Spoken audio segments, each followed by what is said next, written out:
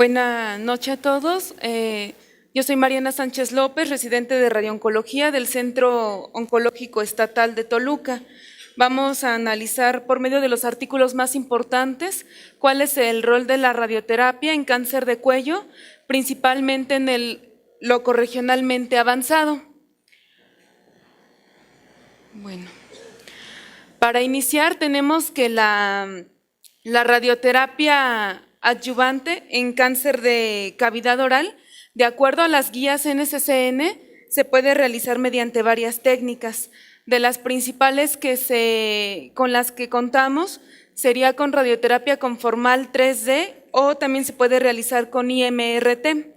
Ya veíamos en una de las preguntas que presentó mi compañero el doctor Padrón, ¿cuál era la dosis adecuada en el terreno de adyuvancia para cáncer de cabeza y cuello, en particular en este paciente que tiene factores de alto riesgo? Entonces tenemos, de acuerdo a las guías, que la dosis va a ser de 60 a 66 grays a razón de 2 grays por fracción. Eso es en un paciente de alto riesgo, como el que se presentó en el caso. Si vieron, aquí es importante resaltar que no se llegó a esa dosis, fue una dosis inferior de 59 grays. Y para pacientes de bajo e intermedio riesgo, tenemos dosis de 44 a 50 grays y de 54 a 63 a razón de 1.6 a 1.8 grays por día por fracción. Bueno, vamos a presentar los artículos más importantes que avalan la concomitancia en cuanto a quimio-radioterapia en pacientes con cáncer de cabeza y cuello, locorregionalmente avanzado. Posteriormente, los principales artículos de biorradioterapia que nos hablan acerca de la radioterapia y el cetuximab. Y por último, un artículo de revisión para los pacientes que se pretende ser llevados a reirradiación. Comenzamos con el primer artículo que nos habla acerca de concomitancia posoperatoria. Ambos artículos son en pacientes con cáncer de cabeza y cuello con características de alto riesgo que ya mencionábamos. Bueno, aquí estos artículos fueron creados ya que había una hipótesis en cuanto a la concomitancia posoperatoria con cisplatino y radioterapia podría mejorar las tasas de control locorregional en comparación con radioterapia adyuvante solamente. Se realizó de 1995 al año 2000. Fue una N de pacientes significativa, fueron 459 pacientes. La mediana de seguimiento fue de 45.9 meses.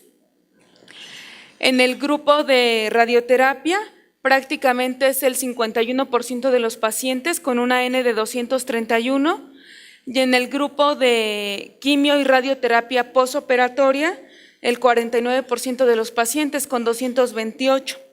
La dosis de radioterapia que se utilizó en ambos grupos fue la misma, fue de 60 a 66 grays a razón de 30 a 33 fracciones, que es de hecho la dosis que se recomienda actualmente para adyuvancia en pacientes de alto riesgo.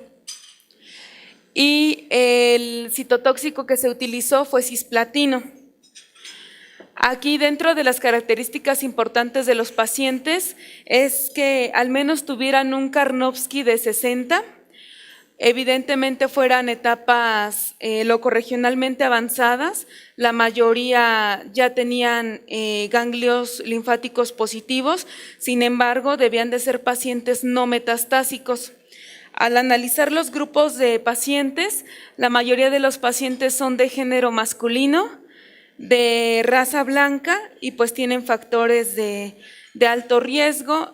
La mayor parte se encontraban en T3 y con N positiva. Al comparar ambos grupos, se ve inmediatamente el beneficio en el grupo combinado en cuanto al control locorregional. Se analizó a 2 años en el grupo con quimio o radioterapia postoperatoria, el control locorregional fue de 82%, comparado con el grupo de radioterapia adyuvante sola, que fue de 72%, teniendo un beneficio absoluto de 10%, con una P estadísticamente significativa. Evidentemente hubo fallas al tratamiento, recordemos que son pacientes en etapas avanzadas, no metastásicos. En el grupo de radioterapia sola hubo 148 fallas al tratamiento y en el grupo de tratamiento combinado hubo 124. En este estudio también resalta que no hay impacto en la supervivencia global al someter a los pacientes a radioterapia más el cisplatino. Otro punto que es importante es la toxicidad grado 3 que hicieron los pacientes, sobre todo en los tratamientos combinados. Hicieron mayor toxicidad a nivel de faringe, de esófago y de piel. Esto también es importante porque incluso hay pacientes que no finalizan el tratamiento. Ahí habría que evaluar qué tan benéfico es. Aquí tenemos las curvas por el método de Kaplan-Meier. En la primer curva tenemos el control locorregional y en la segunda la supervivencia global. Tenemos que el beneficio absoluto en cuanto a control locorregional va a ser de 10% y en cuanto a supervivencia libre de enfermedad va a ser de 11%, todo a favor del grupo que es combinado, ¿no? Que es la radioterapia más el citotóxico, todo esto evaluado a 2 años. Sin embargo, en este estudio no hubo beneficio en la supervivencia global, ni en la incidencia de metástasis a distancia tampoco, ni siquiera añadiendo el cisplatino. Las P's no fueron estadísticamente significativas. Aquí tenemos el segundo artículo que nos avala también la quimio-radioterapia postoperatoria. Es en los mismos pacientes con las mismas características. Son pacientes con cáncer de cabeza y cuello, locorregionalmente avanzados, T3, T4, la mayoría con N positivo. Sin embargo, aquí ya tenían otras características. Algunos tenían extensión extracapsular y también hicieron un subgrupo distinto en donde los pacientes tenían positivos más de 2 ganglios y otros factores de mal pronóstico que no son independientes, como la invasión linfovascular. Aquí igualmente tenemos 2 grupos de pacientes, los que fueron llevados solamente a radioterapia y el otro grupo que es con radioterapia y se utilizó el mismo citotóxico que en el estudio previo, cisplatino. Aquí la N de pacientes es completamente igual, 50 y 50%, 167 pacientes en cada uno de los grupos. Y bueno, aquí ¿cuál fue el beneficio de añadir cisplatino a este tipo de pacientes? El beneficio fue más evidente en la supervivencia libre de enfermedad y en la supervivencia global en comparación con el estudio previo. Aquí sí se vio un beneficio en la supervivencia global añadiendo el citotóxico. El beneficio absoluto fue del 13%, ya en el grupo combinado, y en la supervivencia libre de enfermedad, en la radioterapia sola fue de 36% y con el citotóxico fue de 47%. En ambos, junto con la supervivencia global, la P fue estadísticamente significativa. También las recaídas locorregionales se analizaron a 5 años. En el grupo de radioterapia sola, el 31% de los pacientes tuvieron recaídas locorregionales, comparado con 18% del grupo que es combinado. A estos pacientes los siguieron inicialmente 60 meses. Como conclusiones nos indican la incidencia acumulada de recaídas locorregionales, que fue significativamente menor en el grupo combinado. Y bueno, concluyen que el manejo concomitante postoperatorio con altas dosis de cisplatino con radioterapia va a ser más eficaz que la radioterapia sola. en cáncer de cabeza y cuello localmente avanzado. Posteriormente analizaron a estos pacientes a 10 años y allí vieron que hicieron un subgrupo de pacientes donde se dieron cuenta que los que más se benefician son los que tienen extensión extracapsular y márgenes positivos. Van a ser los pacientes que más se van a beneficiar de la concomitancia posoperatoria. Aquí tenemos las curvas por el método de Kaplan-Meier. La primera es la supervivencia libre de progresión y la segunda curva se alusiona a la supervivencia global. Aquí tenemos, como ya les comentaba, en la supervivencia libre de enfermedad un beneficio absoluto del 11% y en la supervivencia global un beneficio absoluto del 13% a favor de la concomitancia con P estadísticamente significativa. Bueno, entonces en cuanto a la concomitancia posoperatoria, podemos concluir que sí va a ser benéfica en cuanto a la supervivencia libre de enfermedad, de progresión, en el control loco regional, y se ha visto también beneficio del 13% en la supervivencia global, añadiendo cisplatino a la radioterapia, pero solamente en pacientes que tienen factores de mal pronóstico independientes, como son la extensión extracapsular y los márgenes quirúrgicos positivos.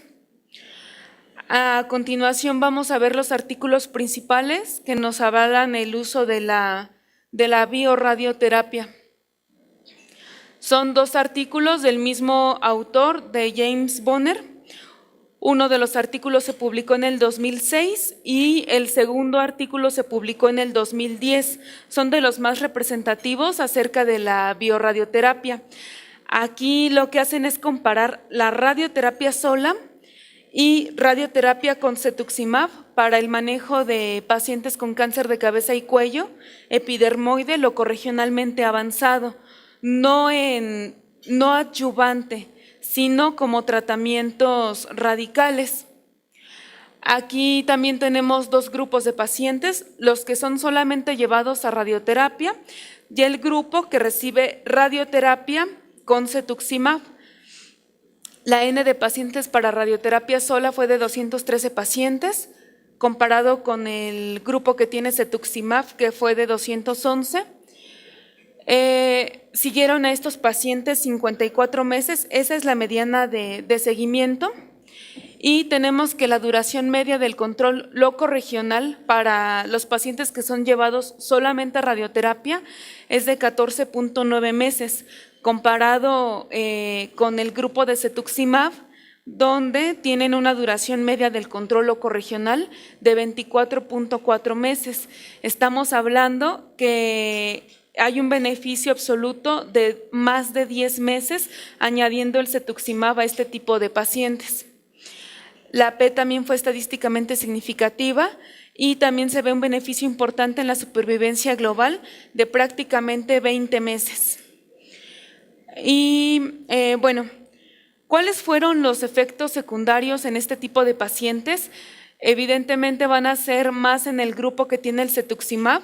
La toxicidad más importante va a ser grado 3 y va a ser el rash acneiforme, incluyendo la mucositis, pero esta se presentó en ambos grupos.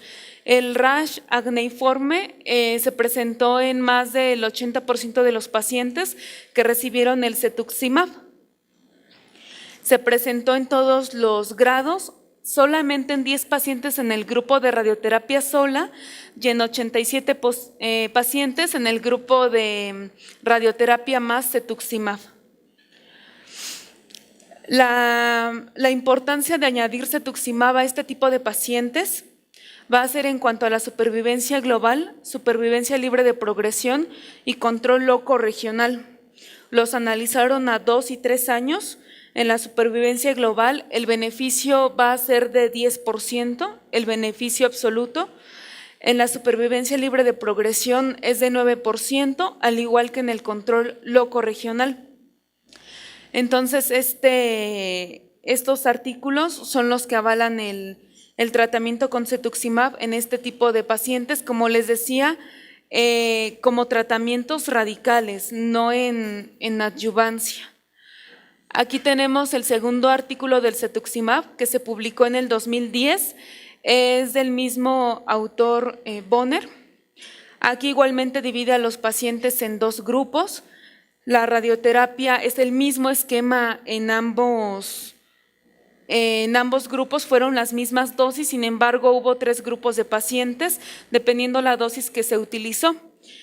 En uno de los grupos de radioterapia es administrada solamente una vez al día, en el otro son 2 veces y en el tercer grupo es concomitante con el cetuximab más Boost. Aquí la dosis de cetuximab se utilizó la misma que en el estudio previo, es una dosis de carga de 400 miligramos por metro cuadrado de superficie corporal y posteriormente 250 miligramos por metro cuadrado semanal durante la duración de la radioterapia. Igualmente querían analizar el control locorregional, ese fue el punto primario, y la supervivencia global como punto secundario. Algo muy importante también de este artículo es que comenzaron a ver la asociación del rash acneiforme que ya comentábamos en el previo. Vieron que entre más severo era el rash acneiforme que tenían los pacientes a causa del cetuximab, tenían una mejoría en la supervivencia global estos pacientes. Daban a entender que había una mayor respuesta inmunológica de estos pacientes y por eso tenían mayor respuesta, aunque todavía no está muy bien dilucidado. La N de pacientes es parecida en ambos grupos, 213, 211 para el grupo combinado. Igualmente se ve el beneficio a nivel de supervivencia global a 5 años y de la supervivencia media, que son 20 meses más para el grupo del cetuximab. Bueno, aquí tenemos las curvas por el método de Kaplan-Meier. La primera es de supervivencia global.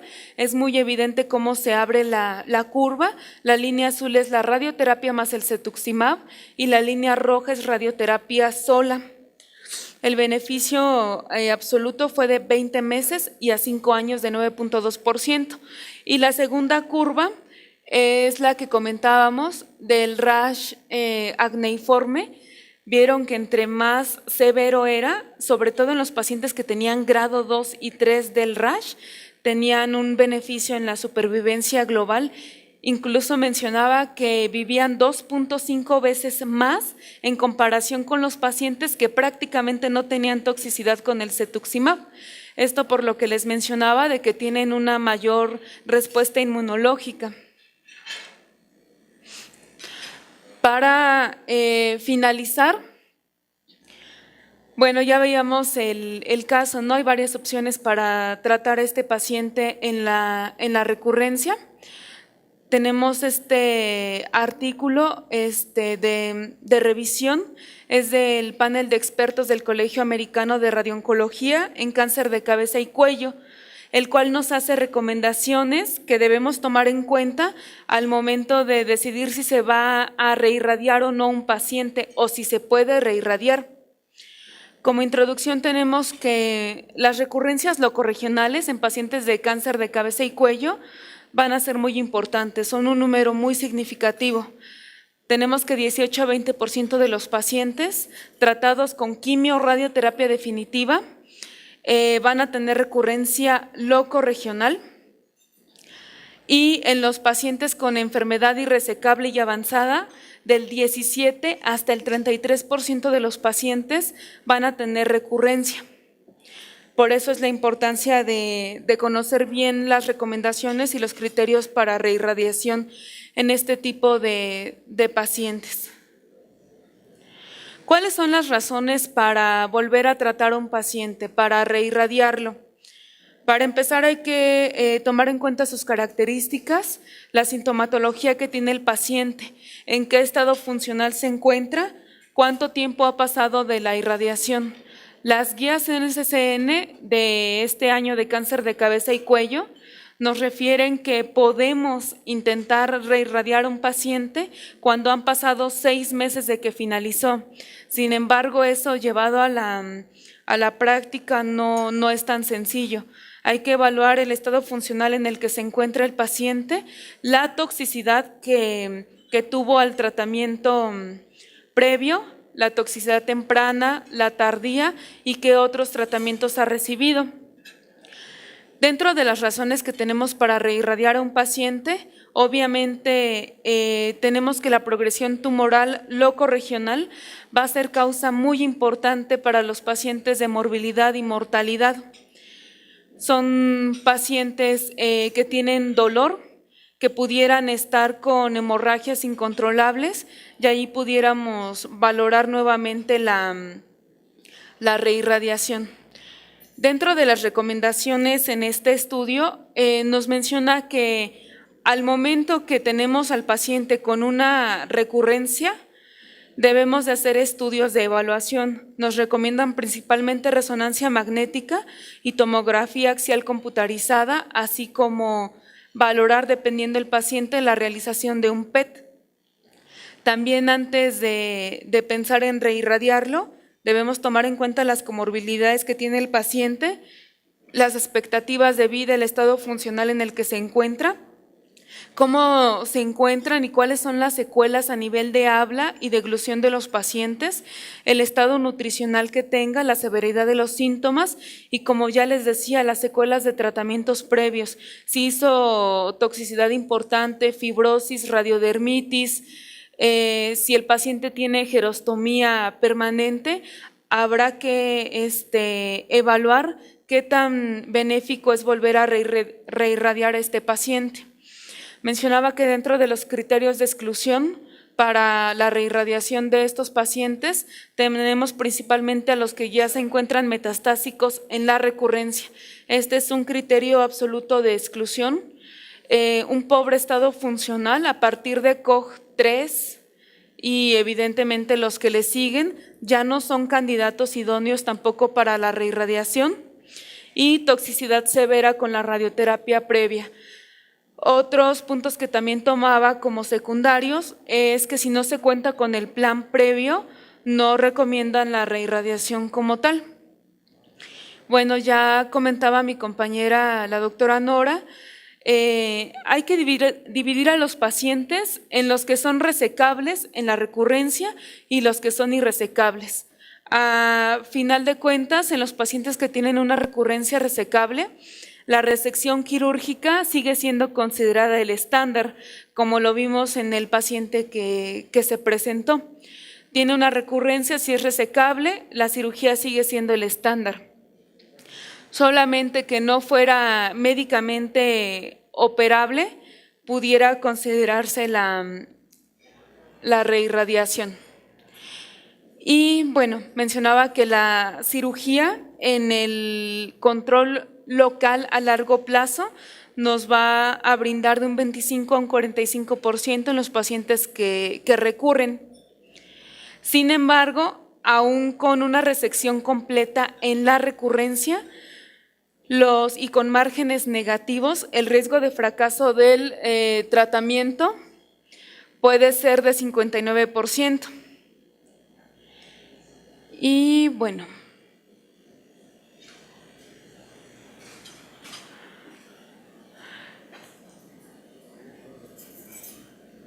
dentro del grupo de pacientes que entran en recurrencias irresecables, menciona este artículo de revisión que la quimioterapia va a ser el estándar. Ni siquiera lo va a ser la radioterapia, va a ser la quimioterapia. Y mencionaba que sobre todo la que es multiagente, la que utiliza más de un citotóxico, brindando una respuesta de control local a los pacientes de 35%. Todo esto es en la recurrencia. Y bueno, entonces, como conclusiones en cuanto a la reirradiación de los pacientes, Los puntos más importantes de este artículo es nuevamente que hayan pasado mínimo 6 meses de que se irradió al paciente, contar con el plan de tratamiento previo, que valorar la toxicidad que tuvo el paciente a la primer radioterapia, qué secuelas tiene, en qué estado funcional se encuentra, y valorar primero si es resecable o si no lo es. Si es resecable, pues cirugía, y si es irresecable, quimioterapia es lo que se prefiere. Pero si no se puede utilizar la quimioterapia, ya se valoraría la reirradiación, o si el paciente tiene muchos factores de mal pronóstico independientes, valorar la reirradiación con quimioterapia.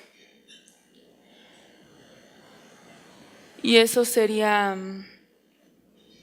todo.